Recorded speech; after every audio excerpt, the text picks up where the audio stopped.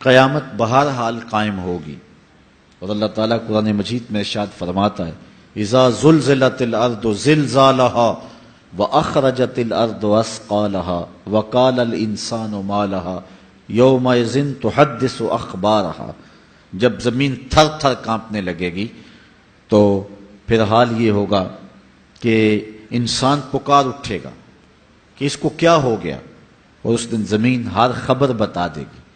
آج زمین کے جس جس گوشے اور ٹکڑے پہ بندہ داد عیش دیتا رہا ہے، گناہ کرتا رہا ہے، دروازے بند کر کے لوگوں کی نگاہوں سے چھپتا رہا ہے، لیکن قیامت کے دن زمین سلطانی گواہ بن جائے گی، اور جو جو کہا ہر شے سامنے آ جائے گی۔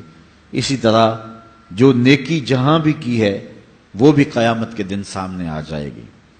قیامت قائم ہونے سے قبل کچھ نشانیاں ظاہر ہوں گی جو حضور علیہ السلام نے بیان فرمائی۔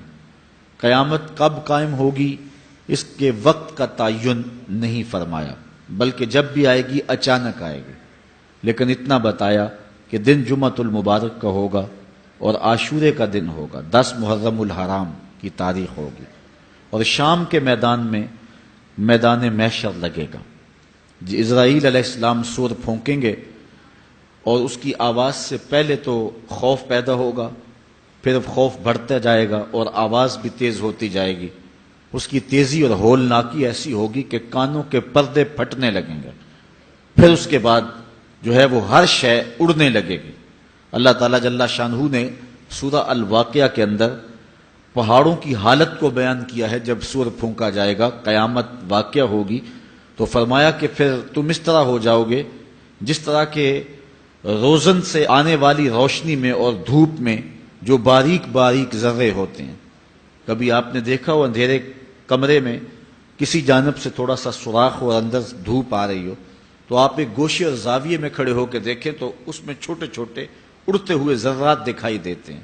ان کو اگر آپ ہاتھ میں پکڑے مٹھی کھولیں تو کچھ نہیں ہوں گے، ہوتے تو ہیں لیکن باریک اتنے ہیں کہ وہ نظر نہیں آتے، تو ان کو عربی میں ہوا کہتے ہیں۔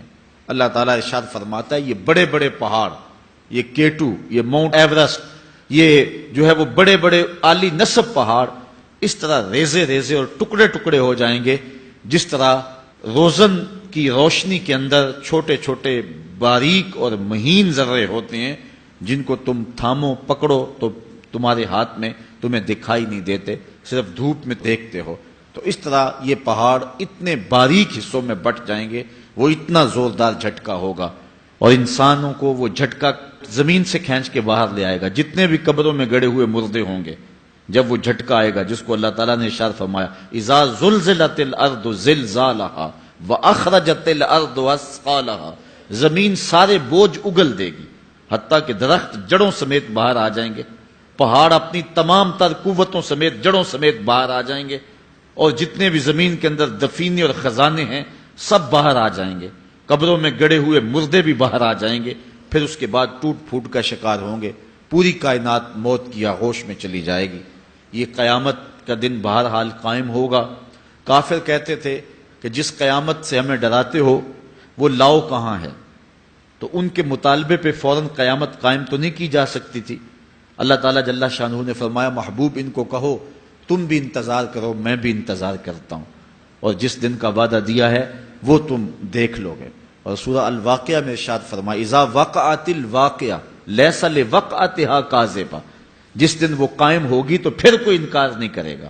آج موت کا انکار کوئی نہیں کرتا، کسی دھرم میں، کسی مذہب میں، کسی عقیدے میں، کسی فرقے میں، کسی گروہ میں، کسی طبقہ زندگی میں آپ موت کا انکار نہیں پاتے۔ موت ہے ہنگامہ آرا کل زمیں خاموش میں، ڈوب جاتے ہیں سفینے موج کی آغوش میں۔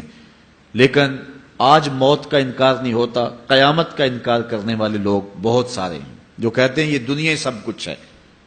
آج کل تو بہت سارے مسلمانوں کا انداز بھی یہ ہو گیا ہوا ہے کہ وہ قولاً تو نہیں لیکن جو عملی زندگی ہے وہ اسی بات کی گواہی دے رہی ہے جس طرح سب کچھ یہی دنیا ہو اور آخرت کوئی نہیں ہے۔